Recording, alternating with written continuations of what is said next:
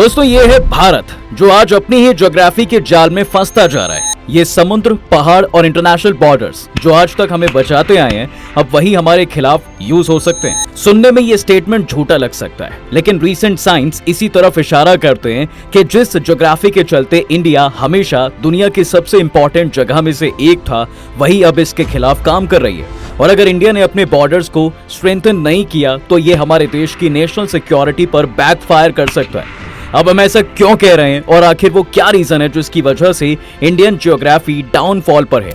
चलिए ये सारे रीजंस आपको बताते हैं और ये भी जानते हैं कि क्या इंडियन गवर्नमेंट कोई ऐसा प्लान बना सकती है कि जिससे ये प्रॉब्लम सॉल्व हो सकती है। देखिए, दुनिया के नक्शे पर ये अपना भारत तीन तरफ से समुद्र से घिरा हुआ है और जमीनी सीमा पर कई पड़ोसी देशों से इसकी कहानी को अगर शुरू से शुरू करें तो एक जमाना ऐसा भी था जब प्रॉपर मैपिंग नहीं होती थी। तब रिवर, माउंटेन्स, डेजर्ट्स और नेचुरल बाउंड्रीज को ही किसी भी देश की बाउंड्रीज मान लिया जाता था। इस पीरियड ऑफ टाइम में जिस भी देश के पास पहाड़, समुद्र जैसी स्ट्रॉन्ग बाउंड्री लाइन होती थी उसे कमजोर मान लिया जाता था और ऐसे रीजन को तब कोई भी राज्य या एम्पायर कंट्रोल कर लेता था। इस मामले में तब अपना भारत काफी सिक्योर था। एक तरफ तो साउथ से समुद्र के चलते इस पर आक्रमण कर पाना मुश्किल था, तो वहीं नॉर्थ में हिमालयाज की बर्फीली पहाड़ियों ने हमें कभी ना टूटने वाली ढाल दी थी।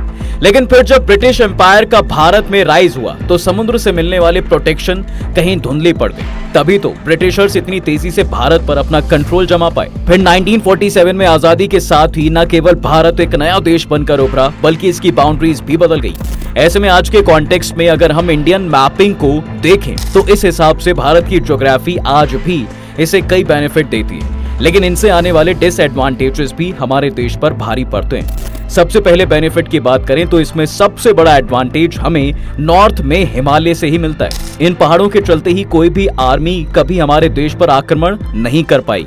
हालांकि चाइना में भी पहले से एक बड़ी डायनेस्टी का कंट्रोल रहा है और वो भी हमारी तरह आजाद होकर एक इन्फ्लुएंशियल कंट्री बना, लेकिन ये हिमालयन रेंज ही रही जिसने उसके लिए पहाड़ों को पार कर आक्रमण करना मुश्किल बनाया। अगर हिमालय नहीं होते तो देश को खतरा था चीन जैसे बड़े पावर के साथ में लड़ते रहने का, और ऐसे ही उनको भी खतरा था कि भारत उन पर आक्रमण कर सकता था। लेकिन हिमालय के चलते हमेशा ही दोनों सिविलाइजेशन सेपरेट रही और बड़े लेवल पर चीजें कभी भी एस्केलेट नहीं हुई। रिवर्स की अगर हम बात करें तो हिमालय की वजह से इंटरनली बड़ी रिवर्स हमको मिली। गंगा, यमुना, जितनी भी नॉर्थ इंडिया के रिवर्स हैं वो सारी की सारी हिमालय से आई हैं, और यहाँ तक कि वो हिमालय ही रहा है जिसने भारत के उत्तरी मैदानों को एग्रीकल्चर के लिए बेस्ट बनाया। इसी के चलते भारत की एक बड़ी पॉपुलेशन हमें नॉर्थ में ही सेंटर्ड मिलती है। हिमालय के अलावा अगर हम साउथ की तरफ जाएं तो हमारी ज्योग्राफी में सबसे बड़ा फैक्टर सी दिखाई पड़ता है। आपको बता दें कि ये सी ही था जिसने भारत के साउथ को एक लंबे समय तक इन्वेजन से बचाया था। तब समुद्र के रास्ते किसी भी देश को इन्वेड करना बेहद मुश्किल था। कुल मिलाकर ये देश को प्रोटेक्शन तो देता ही था, साथ ही इसके चलते व्यापार करना भी आसान हो जाता था। आपको याद होगा कि कॉलोनियल पीरियड में मोस्टली सारा व्यापार समुद्र के रास्ते होता था। ऊपर से इंडिया का प्लस पॉइंट ये था कि वो ब्रिटिशर्स के लिए ट्रेड करने के लिए सेंटर में पड़ता था। हमारे यहीं से ब्रिटिश एम्पायर जापान से लेकर कई दूसरे देशों में ट्रेड कर पाते थे और भारत के अंदर से भी चीजें all over the world export होती थी। समुद्र से मिलने वाला सी फूड भी एक बड़ा एडवांटेज था जिसे भारतीय एंजॉय करते रहे थे। साथ ही समुद्र ने ही हमारे कोस्टल रीजन्स को पहाड़ों की तरह एक सूटेबल क्लाइमेट दिया है जिससे हमारे पूरे देश में मॉनसून आता रहे। बारिश का जो सीजन होता है वो सिर्फ इंडियन कॉन्टिनेंट में ही होता है। यहाँ पर एक्चुअल में हम प्रिडिक्ट भी कर सकते हैं कि 4 से 5 महीने या साल में कब बारिश होगी, लेकिन दुनिया भर में बारिश जो है वो पूरे साल में कभी भी हो सकती है और इसका कोई भी प्रेडिक्टेड मंथ नहीं है। कुल मिलाकर हमारी जो ज्योग्राफी रही है उसने देश को हमेशा से ही फायदे में रखा है और आज भी रखता है। लेकिन अब सवाल आता है कि भारत की ज्योग्राफी फिर खराब कैसे हो गई? वेल, ये खराब नहीं हुई है, लेकिन पार्टीशन के बाद जो डिवीजन हमारे लैंड में क्रिएट हुए हैं वो प्रॉब्लमैटिक हैं। अब ऐसा हम इसलिए कह रहे हैं क्योंकि पाकिस्तान, नेपाल और बांग्लादेश जैसे देश बनने से या तो नेचुरल बाउंड्रीज हट गई या फिर वो ऐसे पोजीशन में पहुंच गई जिससे भारत को केवल नुकसान ही हो रहा है। इसका सबसे बड़ा प्राइम एग्जांपल है पाकिस्तान। जाहिर है जब पाकिस्तान बना तो भारत और इस देश की बाउंड्रीज ज्यादा सोच समझकर डिवाइड नहीं की गई, और सच कहें तो यही आज हमारे देश के लिए एक बड़ा डिसएडवांटेज बन गया। अगर आप सोच रहे हैं कि वो कैसे, तो वो ऐसे कि अगर हम आज राजस्थान का हिस्सा देखें तो यहाँ से पाकिस्तान की बाउंड्री टच होती है। इस एरिया में हमें उनसे बाउंड्री शेयर करते हैं, लेकिन हमारे लिए यहाँ सिक्योरिटी को मेंटेन करना ज्यादा मुश्किल हो जाता है। क्योंकि इस इलाके में डेजर्ट का जो एरिया है वो पूरा का पूरा भारत के अंदर आता है, जबकि डेजर्ट के खत्म होने की कुछ ही दूर बाद एक्चुअल लिवेबल लैंड शुरू होता है, वो पाकिस्तान के साइड में आता है। ऐसे में अगर भारत अपनी इस राजस्थान और थार साइड वाले बॉर्डर को प्रोटेक्ट करना चाहता है तो उनको ऐसी जगह पे इंफ्रास्ट्रक्चर बनाने की जरूरत है जहां पर लोगों के लिए रहना तक मुश्किल होता है। थार की झुलसती गर्मी और फिर रात की ठंडी हवाओं में जरा सोचिए, किसी भी मिलिट्री फोर्स को पोजीशन करना किसी भी देश के लिए कितना मुश्किल है। ऊपर से डेजर्ट लैंडस्केप के चलते प्रॉब्लम ये भी है कि यहाँ पर पानी कम है, पॉपुलेशन कम है और रूट्स नेटवर्क भी इतने अच्छे नहीं है कि डेंजर की सिचुएशन में जल्द से जल्द मदद मंगाई जा सके। जबकि इसके टोटली ऑपोजिट जो पाकिस्तान वाली साइड है, उनके यहाँ से लिवेबल लैंड ज्यादा दूर नहीं है। उनकी तरफ से तो बसे बसाए गांव बॉर्डर लगने के बाद ही खत्म हो जाते हैं और इनका इतना बड़ा फायदा उनको मिलता है कि वो आसानी से अपनी मिलिट्री आउटपोस्ट को एस्टैब्लिश कर पाते हैं। यही नहीं, उनकी साइड से तो कैंप्स बनाना, बॉर्डर पर हेवी इक्विपमेंट लाना और वॉर की सिचुएशन में मदद मांगना भी आसान हो जाता है। अगर वो कोई एडवांस वेपन सप्लाई करना चाहते हैं तो उसे लाने में भी ऐसी कंडीशन में कोई दिक्कत नहीं होती, जबकि इंडिया को यही सब चीजें करने के लिए बहुत ज्यादा एफर्ट लगाना पड़ता है ताकि राजस्थान सिक्योर हो सके। अब यहीं से हम पाकिस्तान से नॉर्थ में लगे हिस्से की तरफ बढ़ें तो एक जमाने में ये जो हमारा हिली रेंज हुआ करता था वो हमारे देश के बॉर्डर को प्रोटेक्ट करता था, लेकिन अभी उसके बीच में भी डिवीजन है, जिसकी वजह से कश्मीर में जो हमारा एलओसी वाला एरिया है वो भी एक बहुत ही डिफिकल्ट ज्योग्राफिकल टेरेन में पड़ता है। यहाँ पर न केवल लोगों का रहना मुश्किल होता है बल्कि यहाँ पर किसी सामान को भी सप्लाई करने के लिए भारत को बहुत ज्यादा मेहनत करनी पड़ती है। आलम तो ये है कि इस एक अकेले हिस्से को बचाने के लिए भारत को बहुत सारे रिसोर्सेज, मनी और मिलिट्री लगानी पड़ती है।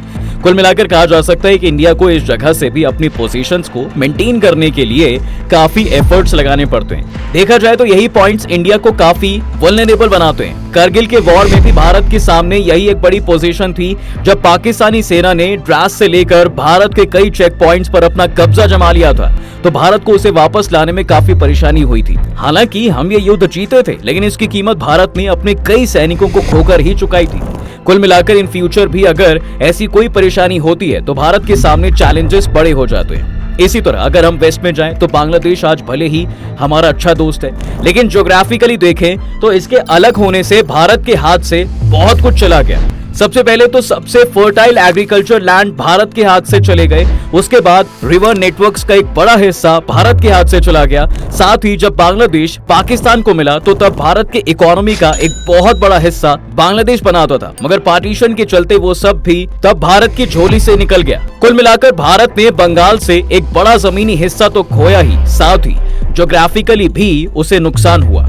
ये आज बांग्लादेश का एक्सिस्टेंस ही है जिसकी वजह से भारत के सामने चिकन नेक का इशू खड़ा है और इसी का फायदा उठाकर चाइना भारत को घेरने की कोशिश करता है।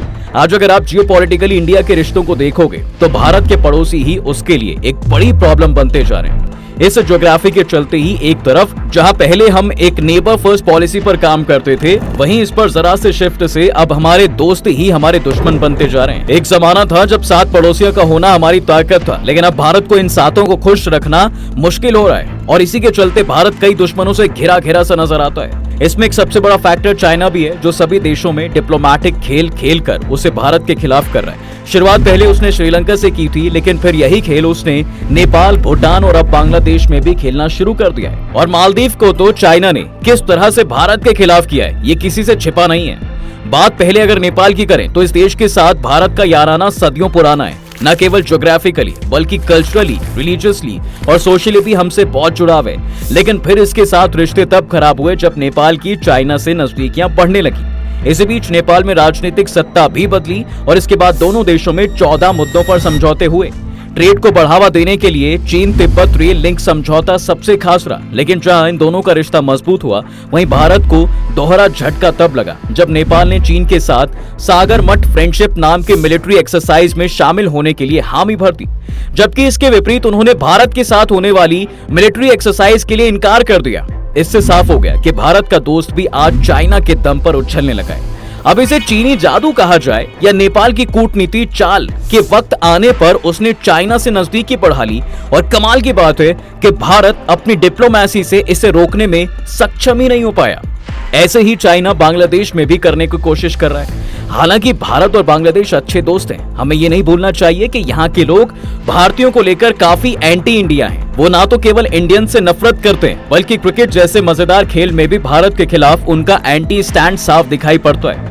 दरअसल एक मेजॉरिटी मुस्लिम देश होने की वजह से वहाँ की पब्लिक करंट बीजेपी गवर्नमेंट को काफी नापसंद करती है और इसी का फायदा उठाकर चाइना यहाँ अपना खेल खेल रहा है। आपको याद होगा कि अभी हाल ही में भारत और बांग्लादेश के तीस्ता रिवर डिस्प्यूट में भी घुसते हुए उसने ये कहा कि बांग्लादेश को तीस्ता रिवर डैम बनाने के लिए वो कई बिलियन डॉलर्स देने के लिए भी तैयार है। देखा जाए तो बांग्लादेश में चाइना श्रीलंका वाली चाल चलने की कोशिश कर रहा है ताकि वो ज्योग्राफिकली भारत को चारों तरफ से घेर सके। श्रीलंका में बनाए स्ट्रिंग ऑफ पर्ल्स में भी उसकी यही कोशिश रही और इसी के दम पर उसने श्रीलंका को बैंकरप्ट करके वहीं छोड़ दिया। इसी तरह अगर हम मालदीव्स का केस देखें तो मालदीव्स भारत के लिए स्ट्रैटेजिकली इंपॉर्टेंट है, लेकिन यहां भी चाइना ने मालदीव्स को फंड देकर वहां से भारतीय सैनिकों को बाहर निकलवा दिया। ऐसे ही कुछ हमें भूटान और म्यांमार में भी देखने को मिला। ये देश भी उसके ट्रैप से अछूते नहीं है।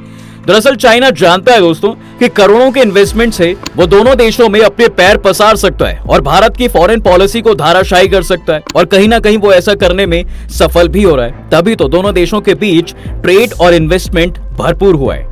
अब दोस्तों ऐसे में कहा जा सकता है कि पाकिस्तान तो भारत के लिए खतरा था ही, लेकिन अब चाइना उन देशों में से एक है जो भारत की ज्योग्राफी को उसी के खिलाफ इस्तेमाल करने की कोशिश कर रहा है। इस पर अब आपकी क्या राय है, हमें कमेंट सेक्शन में जरूर बताएं। अगर ये वीडियो पसंद आए तो इसे अपने दोस्तों के साथ शेयर कर दें और हाँ, वीडियो को लाइक करना बिल्कुल ना भूलें। और अगर आपने हमारे चैनल को अभी तक सब्सक्राइब नहीं किया है तो वो भी कर दें। साथ ही बेल आइकॉन प्रेस करना बिल्कुल ना भूलें ताकि हमारी वीडियो आप तक जल्द से जल्द पहुंच सके।